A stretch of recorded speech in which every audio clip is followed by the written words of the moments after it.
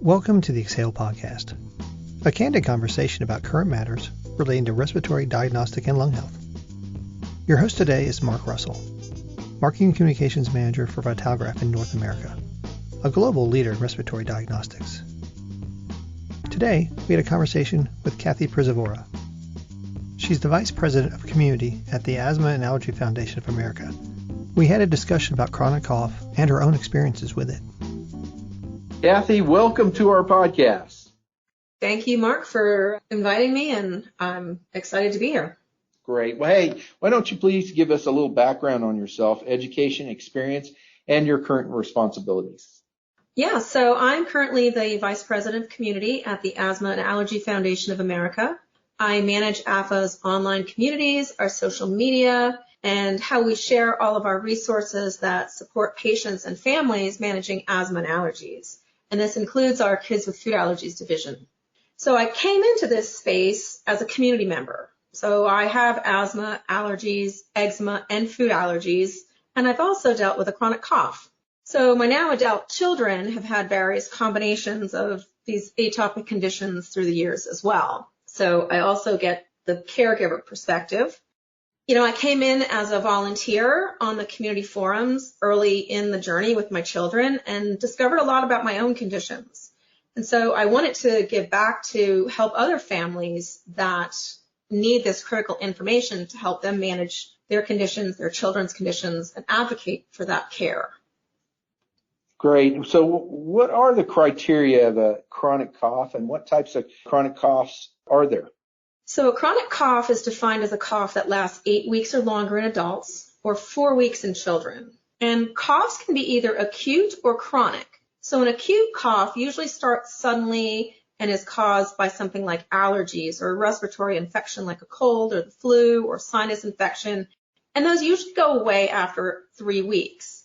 But sometimes you get that lingering or what they call a subacute cough that lasts 3 to 8 weeks. And then chronic coughs last longer than 8 weeks. So if you have a cough that's hanging on for 8 weeks or more, then that's considered a chronic cough. And then some coughs are dry and others are productive. So a productive cough is one that brings up mucus, and that dry cough is just that. It's, it's kind of that hacking dry cough that you sometimes get.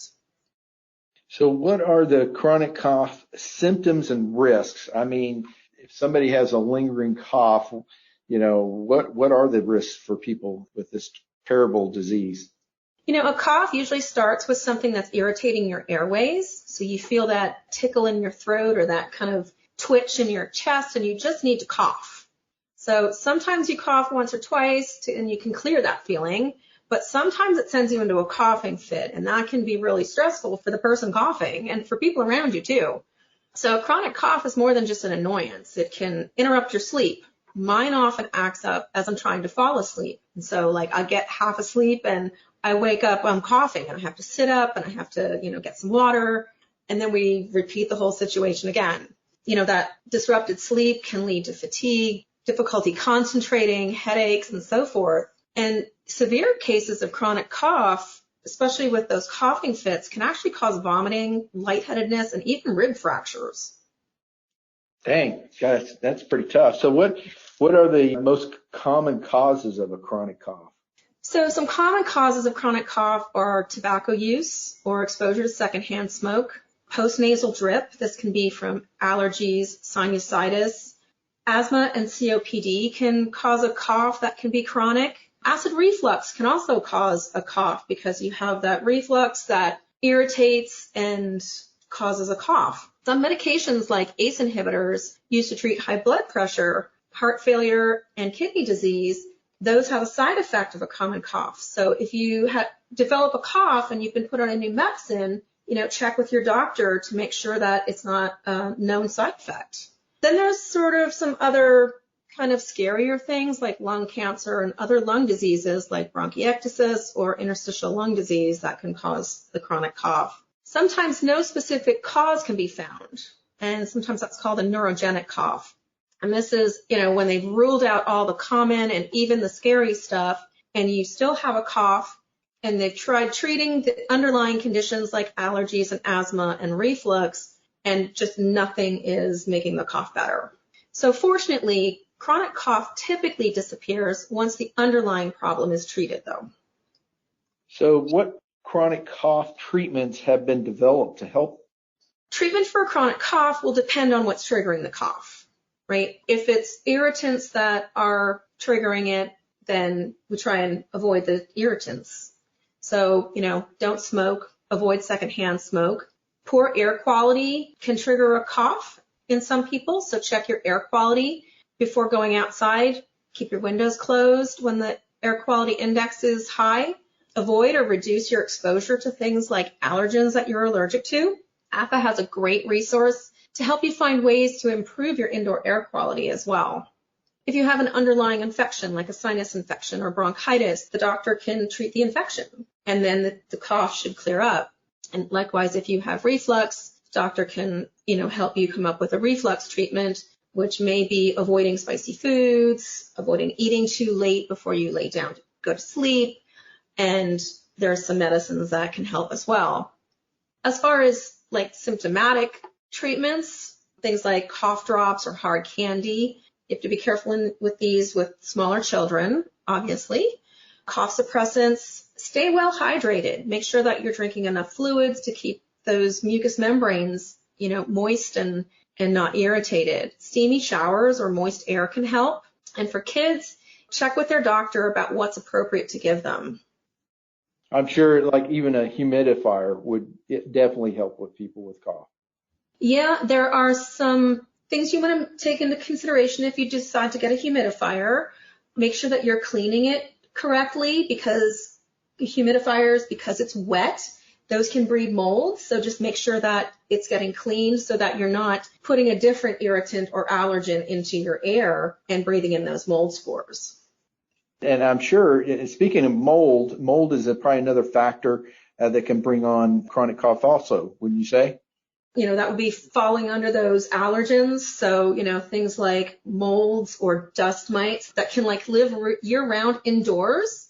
As I mentioned, APHA has a great resource that you can download that gives you kind of a room-by-room checklist to go through your home to look for ways to improve your indoor air quality. And you can find that at aafa.org/healthyhome. So what are the challenges do you see with people with chronic cough experience, and what can be done to help reduce these challenges? So I think the first one is getting a diagnosis. Cough is a pretty common thing, so people sometimes will just dismiss a cough and not really realize how long they've had it. Once you do realize, hey, I've been coughing for a long time, maybe it's time to go get this looked at. It can take a while to run different tests, try different treatment options and interventions to see what's going to work. This is especially true if the trigger isn't clear or if the cough only partially gets better with one type of treatment. This can be really frustrating, but don't give up. Keep working with your doctor because a cough can be more than just an irritation. And then another thing is people feel isolated. A cough, especially like a chronic cough, or if you go into coughing fits, coughs are very obvious and people can feel really embarrassed or self-conscious. It can make you, shy away from social situations.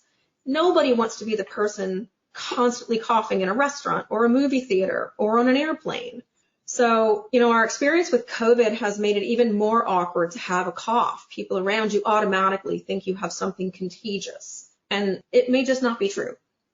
I agree with that. Boy, I tell you, during COVID or even just soon after, anytime I coughed, you could watch the reactions of people all the time, just it is such an alert of what's going on. Is this person infected with something? Is it still COVID? It really has changed society's outlook.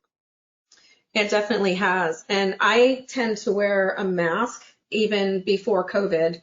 I would wear a mask to, reduce my exposure to allergens, to viruses and stuff like that. So particularly if you're wearing a mask and you start coughing, people automatically assume that you're sick. Yeah, exactly. And then, like you said, indoor or outdoor air quality, you just don't really have a chance. With outdoor air quality around here, we get a cold front come in from the north of Canada. If there's any fires, you can see the quality of air change radically, and the smell, and it's more smokier. And it's amazing that can be affected from here in the middle of the country from all the way up to Canada.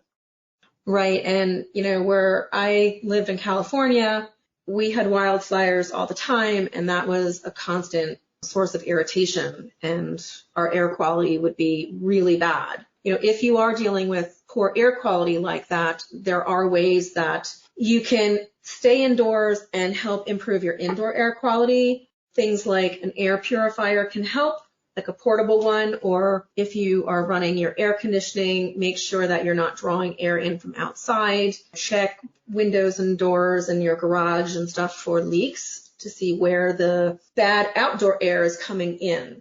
Absolutely. And I remember growing up as a kid, we used to have a attic fan, and you'd open up the windows and it would suck all that air into the house. You can't really do that anymore. It kind of, brings in a lot of more allergens and air quality out there.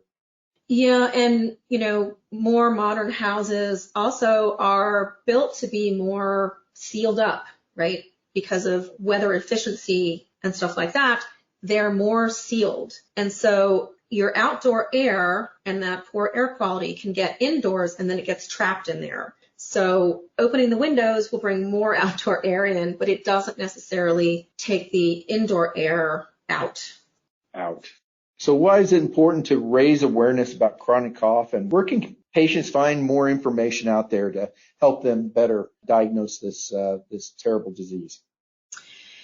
So it's more than just a cough. It impacts your life in ways that others may not see or appreciate. Like I said, it can be a cause of sleep disturbance. It's just exhausting to be coughing all the time. So, having more awareness allows people to advocate for themselves, both for diagnosis and treatment, but also with other people in their lives that their cough may impact. Family, friends, coworkers that hear them coughing and are just irritated or frustrated by it. And then, patients and caregivers can find more information and get support on AFA's online community. We have a free online community. You can be somewhat anonymous and pick a username. And, we have staff and volunteers who help answer questions. They share their experiences, and we can provide more information to people as they're going through this journey. And that can be found at aafa.org/join. Well, Kathy, what's the best advice you give somebody when they feel they might have chronic cough, since you're a person that has had it in the past? So I think the best advice for somebody who thinks they have chronic cough is go see your doctor. They're the one that can help do that workup, that investigation of what might be the triggers. They'll take a good history, find out what's happening, when it started, what things seem to maybe relate to when the cough is worse. Is it allergy season that brings it on? Maybe we need to treat your allergies better. Is it an asthma cough? Are your asthma symptoms acting up? Maybe your asthma is not under control and we need to adjust that. I think the best advice is just see your doctor and don't give up. I agree. If you try to self-treat something like that, it may get worse. Yep. Well, Kathy, thank you so much. This is great information. I appreciate the time and the background of how you've experienced your own chronic cough symptoms and how you were able to treat it. And this is really good information. Well, thank you again for inviting me, and I hope this information is helpful to people out there. You've reached the end of another episode of the Exhale Podcast. Don't forget to follow us for upcoming new episodes, and please take our survey to help us provide good content for the future. Thank you for your listening, and we look forward to you joining us again on the Exhale Podcast, brought to you by Vitalograph.